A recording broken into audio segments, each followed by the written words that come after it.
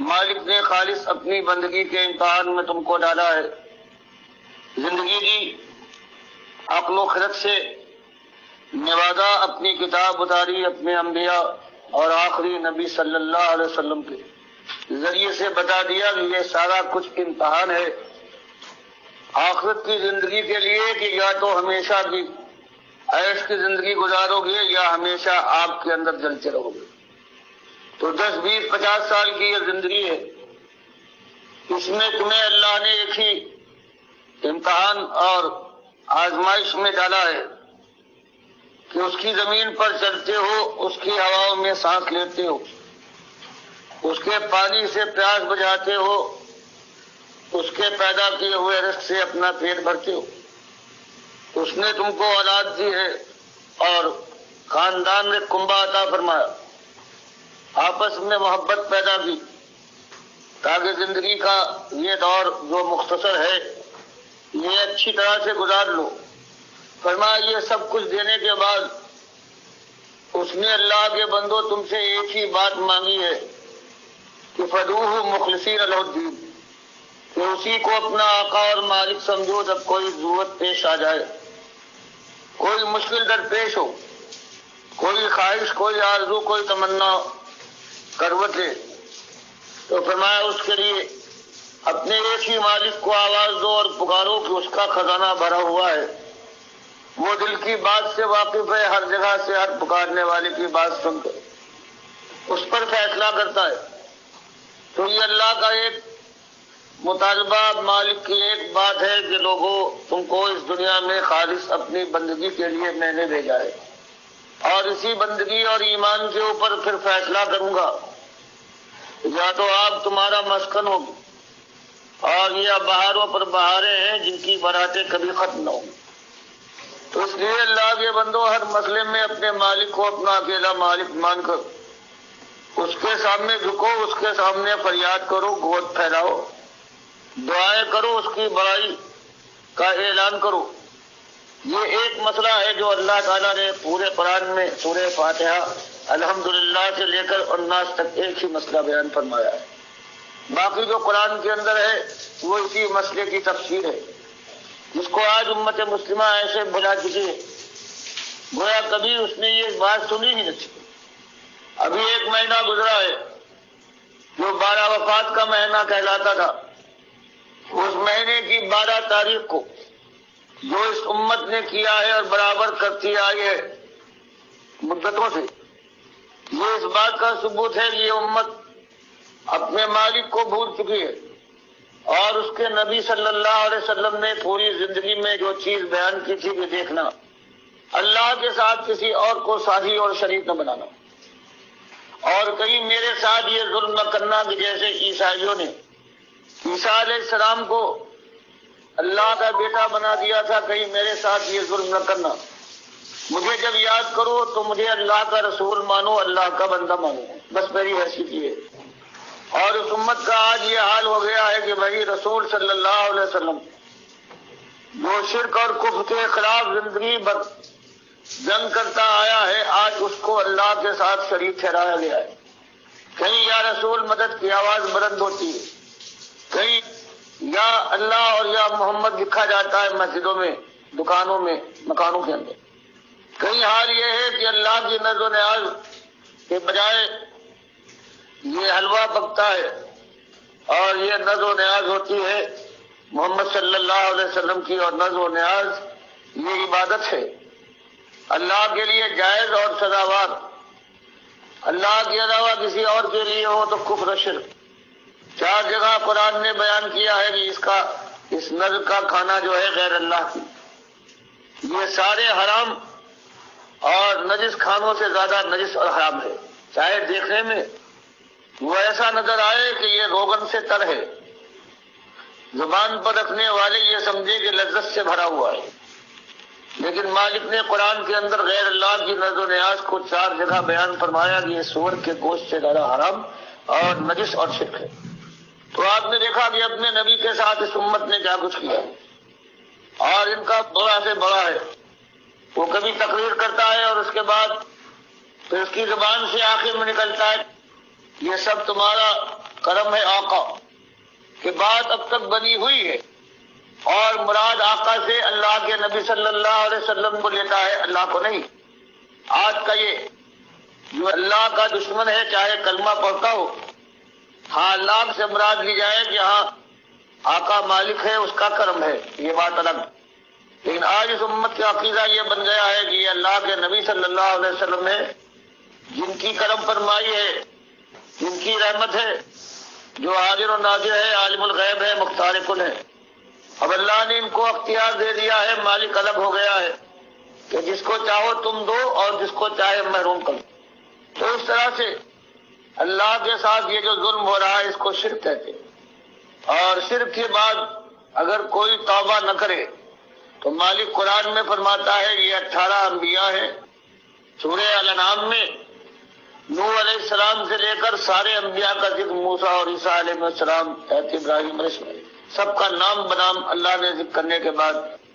پھر فرمایا کہ لوگوں سمجھانے کے لیے وَلَوْ أَشْرَكُوا، بفرض محال انبیاء شرک نہیں کرتے، لو اشرکو، اگر کہیں یہ شرک کر بیٹھتے ایک اور توبہ نہ کرتے، لَحَبِطَ عَنْهُمْ مَا كَانُوا يَعْمَلُونَ، تو زندگی بھر کا جو ان کا کام اور جو عمل تھا وہ سب برباد کر ڈالتا۔ کوئی مالک اپنے نبی صلی اللہ علیہ وسلم سے خطاب کرتا ہے، فرماتا ہے وَلَقَدْ أُوحِيَ إِلَيْكَ وَإِلَى الَّذِينَ مِن قَبْلِكَ، کہ وہی ہماری طرف سے پہلے جتنے رسول گزرے ہیں ان تک آئی ہے، اور آپ کو اسی وحی سے نوازا جا رہا ہے۔ اور وہ بات یہ ہے لَئِنْ أَشْرَكْتَ لَيَحْبَطَنَّ عَمَلُكَ وَلَتَكُونَنَّ مِنَ الْخَاسِرِينَ، کہ بفرض محال ہمارے آخری نبی ہے محبوب ترین، اگر بفرض محال آپ بھی ایک شرک کر بیٹھے تو سارے اعمال آپ کے برباد ہو جائیں گے، مالک کے دربار میں دیوالی ہو کر پہنچیں گے۔ اسی بات کو بخاری مسلم کی نبی صلی اللہ علیہ وسلم فرماتے ہیں کہ من مات یشرک باللہ شیئا دخل النار، کہ جو اللہ کے ساتھ ایک شرک کر کے مر جائے، چاہے جتنے بڑے اس کے اعمال ہوں وہ آگ میں جائے۔ ومن مات لا یشرک باللہ شیئا دخل الجنہ، گناہ گار سے گناہ گار ہو، اگر اس نے شرک کرنے کی بجائے ایمان پر اس کی موت آئی ہو، یہاں تک کہ زمین کا چپا چپا اس نے برائی سے گناہ سے بھر دیا ہو۔ حدیث قدسی میں مالک فرماتا ہے لقیتہ بمثلھا مغفرہ، اگر ایمان کے ساتھ آیا ہے گناہ گار، ایسا گناہ گار کہ ساری زمین اس نے بھر دی، گناہ سے سیاہ کر ڈالی، لیکن مشرک بن کر نہیں آیا ہے، ایمان کے اوپر خاتمہ ہوا ہے، صحت کمزور اور شیطان کے غلبے سے وہ زندگی بھر گناہ کرتا ہے۔ فرمایا ایک دن ایسا آ کے رہے گا کہ میں اس گناہ گار کے ساتھ یہ معاملہ کروں گا کہ اتنی رحمت سے اس سے ملوں گا کہ جتنی اس کی خطائیں ہیں ان کو میری رحمت ڈھانپ لوں گی، اور آخر کار یہ گناہ گار جنت میں پہنچا دیا جائے گا۔ بخاری مسلم کی حدیث ہے کہ مومنوں کا ایسے ہی ایک گناہ گار جو سب سے زیادہ گناہ گار ہوگا جہنم کی آگ میں جلتا رہے گا یہاں تک کہ اللہ تعالیٰ کی مشیت کا وقت آ جائے گا، اور یہ آخری شخص ہے، باقی سارے مومن نکال لیے گئے ہیں گناہ گاروں، ان کو اللہ نے سزا دینا مناسب سمجھی۔ یہ آخری جب نکالا جائے گا کوئلے کی طرح سے جلا ہوا، تو پروردگار عالم اس کو نہر حیات میں ڈالے گا، اور اس کی کالب، اس کی جلن، سوزش سب دور ہو جائے گی، حسن و جمال واپس آ جائے گا، پرت ہی پرت ہو۔ تو مالک اس سے کہے گا میرے بندے اب مانگ جو تو چاہتا ہے، تیرے دل میں جو خواہش ہو، وہ کہے گا مالک وہ جلن مجھے یاد ہے، اور اب تو حسن و جمال ہے اور دل اور جگر میں ٹھنڈک ہے، اب مجھے کچھ نہ چاہیے، بس یہی کافی ہے میرے لیے۔ یہ اللہ تعالیٰ اسے مجبور کرے گا، اللہ کے نبی سے ہم فرماتے ہیں یہاں تک کہ جو اس کے سمجھ میں آئے گا مانگتے مانگتے جب تھک جائے گا کہ مالک اب مجھے کچھ یاد نہیں آتا، تو اللہ تعالیٰ اسے کچھ باتیں اور بتائے گا کہ یہ بھی مانگ میرے بندے، تو نے یہ تو مانگا نہیں، اور جب سب اللہ اسے بتا چکے گا پھر کہے گا کہ تو نے مانگا میرے بندے،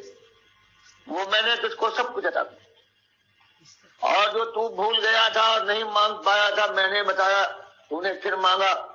تو میں نے وہ بھی تجھے دیا، اور ابو سعید خدری رضی اللہ تعالیٰ عنہ جس بخاری مسلم کی حدیث کے راوی ہیں، وہ کہتے ہیں اللہ کے نبی صاحب نے فرمایا،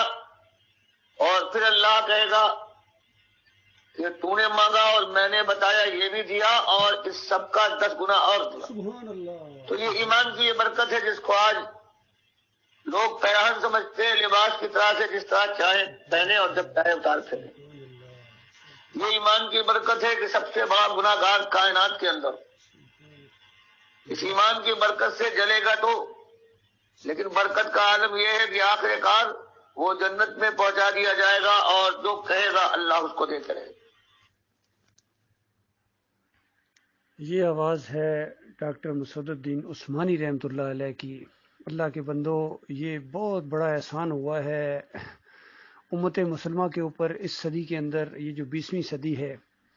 کہ توحید کی دعوت اٹھی ہے، اور ایک عالم دین جو موحد عالم دین اور آرمی افسر ہیں، اور بہت ہی زیادہ مخلص اور مجاہد صفت انسان ہیں، اس طرح فرقوں کے اندر جو شرک آ چکا تھا، مسلکوں کے اندر جو امت بڑھ چکی ہے، اور ثابت کیا، انہوں نے پوری طرح ثابت کیا کہ امت مسلمہ کے اندر شرک آ چکا ہے، اس کی عظیم اکثریت کے اندر شرک آ چکا ہے۔ اب یہ کہ اربوں اور خربوں میں کوئی ایک ہو جو ایمان خالص کے اوپر ہو، ورنہ ہر ایک کے اندر شرک ہے، وہ بریلوی ہوں، وہ دیوبندی ہوں، وہ اہل حدیث ہوں، وہ سلفی ہوں، وہ حنفی ہوں، آج کے یہ شافی ہوں، مالکی ہوں، حنبلی ہوں، سعودی ہوں، اور پھر یہ صوفیزم ہو، جتنے بھی ہیں کوئی بھی شرک سے نہیں بچا ہے، ایک عظیم اکثریت، اور کوئی ملک اس زمین کے اوپر نہیں ہے جہاں شرک نہ ہو، قومی لیول پر ان کا پورا سرکاری طور پر شرک نہ جائز ہو، تاکہ جو سعودی عرب کو یہ وہابی ٹائپ کہتے ہیں، ان کے اندر بھی اب یہ بت کی پوجا ہو رہی ہے، یہ گمت کی پوجا ہو رہی ہے، بادشاہت کی پوجا ہو رہی ہے، تو یہ بھی اب ایمان خالص سے حد ہو بیٹھے ہیں۔ اسی وجہ سے ان سے اب قیادت چھین لی گئی ہے، اور جو ان کو عزت ملی تھی وہ قرآن کی وجہ سے، ایمان کی وجہ سے، توحید کی وجہ سے، پورا یہ طرح نبی علیہ السلام نے کھول کے بیان کیا تھا، اور عمر بن خطاب نے اپنے دور میں بیان کیا کہ میں نے نبی علیہ السلام سے سنا ہے، ہاتھ میں انہوں نے قرآن پکڑ کر کہا کہ دیکھو اللہ کے نبی صلی اللہ علیہ وآلہ وسلم نے فرمایا کہ ان اللہ یرفع بہذا الکتاب، کہ اللہ تعالیٰ جو قوموں کو عزت اور عروج دیتا ہے، ہاذ الکتاب، اس کتاب کی وجہ سے، اس کتاب کے ماننے کی وجہ سے، وجدوا بہ آخرین، اور جو اس کو نہ مانے ان کو ذلت کی پستیوں کے اندر جا کر پھینکتا ہے۔ اور کہیں فرمایا گیا لوگوں کہو اللہ کے علاوہ کوئی معبود نہیں ہے، یہاں سے دعوت کا آغاز کیا گیا تھا کہ کہو اس بات کو، عرب کے تم مالک بن جاؤ گے، عجم تمہارے نیچے آ جائے گا، اور جیسے مرو گے جنت کی بادشاہی کا تاج پہنو گے۔ دیکھو کتنا زبردست وعدہ اللہ تعالیٰ کا اس ایمان خالص کے ساتھ، جس کو آئے سارے بھول گئے اور اپنے اپنے چکروں میں پڑے ہوئے ہیں، کوئی بریلویت کی طرف بلا رہا ہے، کوئی دیوبندیت کی طرف، کوئی اہل حدیثیت کی طرف، کوئی صوفی ازم کی طرف، کوئی جمہوریت کی طرف، سارے لگے ہوئے ہیں۔ اللہ کے بندو رک جاؤ، واپس لوٹو، ایمان خالص کی طرف واپس لوٹو، تب تمہاری دنیا میں بھی عزت ہوگی، اور صحیح معنوں میں جو تبدیلی آگی توحید کی وجہ سے ہوگی، اور وہ توحید بھی وہ جو اس طرح جس طرح ہر نبی کا یہی انداز ہے، ہر نبی کا یہی پیغام ہے۔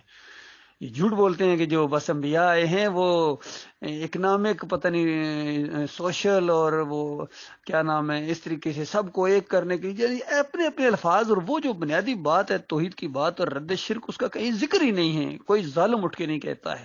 چاہے جتنے ہمارے آج یہ راج الوقت علماء ہیں، چاہے یہ فضل الرحمان ہو، طارق جمیل ہو، طاہر القادری ہو، تقی عثمانی ہو، حتیٰ کہ ڈاکٹر اسرار اور مودودی کیسے انقلابی انداز سے لیکن کفر و شرک کے خلاف نہیں اٹھے ہیں، کہیں نہ کہیں کفر و شرک کے ساتھ انہوں نے ملاپ رکھا ہے، توحید کے کہیں نہ کہیں یہ دفاع کرتے رہے ہیں، صوفیوں کا اور شرک کا کہیں نہ کہیں ان کے ساتھ لیبل لگا ہوا ہے، اندروں اندر ملے ہوئے ہیں، تو یہ وہ غداری ہے کلمے کے ساتھ۔ تو اس پورے اندھیرے کے اندر یہ ایک شمع، ایمان کی شمع روشن ہوئی ہے، اللہ کے بندو اس کو بجھنے نہ دینا، اس کو بجھنے نہ دینا، کیونکہ شیطان کا پورا وار اسی جماعت کے امیر کے اوپر پہلے بھی ہوا، پہلے طاغوت کے معاملے میں کمی اور کمزوری دکھائی، اس کے بعد سجدہ تعظیمی کا شرک اس کے اندر آ گیا، اور اس طریقے سے جماعت کو اس نے مشرک بنا دیا ہے۔ اللہ کے بندو جو بچ گئے ہو ایمان خالص کے اوپر، اللہ آپ کو پھر دوبارہ آپ کو ایک پلیٹ فارم دیا ہے، یہ مخلص مومن دوبارہ منظم ہو گئے ہیں اور اس ایمان کی شمعوں کو جلائے ہوئے ہیں، اور انشاءاللہ اسی کے لیے جینا، اسی کے لیے مرنا ہے، یا ہماری جان جائے گی یا یہ دعوت غلبہ پکڑے گی، بس اس کے علاوہ کچھ بھی نہیں ہے۔ اللہ تعالیٰ غور و فکر کرنے کی توفیق عطا فرمائے۔ جن جن تک یہ ڈاکٹر مسعود الدین عثمانی کی یہ آواز پہنچی ہے یا ان کا لٹریچر پہنچا ہے، تو وہ ہمارے ساتھ رابطہ کریں، ہمارے ساتھ ملنے کی کوشش کریں۔ ہم انشاءاللہ پوری طرح منظم ہو کر اس دعوت کو انشاءاللہ پھیلائیں گے، اور رنگ جہاں بدلے گا اسی دعوت سے، یہ چمن معمور ہوگا دعوت توحید سے۔ وہ جو کسی نے کہا کہ وقت فرصت ہے کہاں، کام ابھی باقی ہے، دعوت توحید کا اہتمام ابھی باقی ہے۔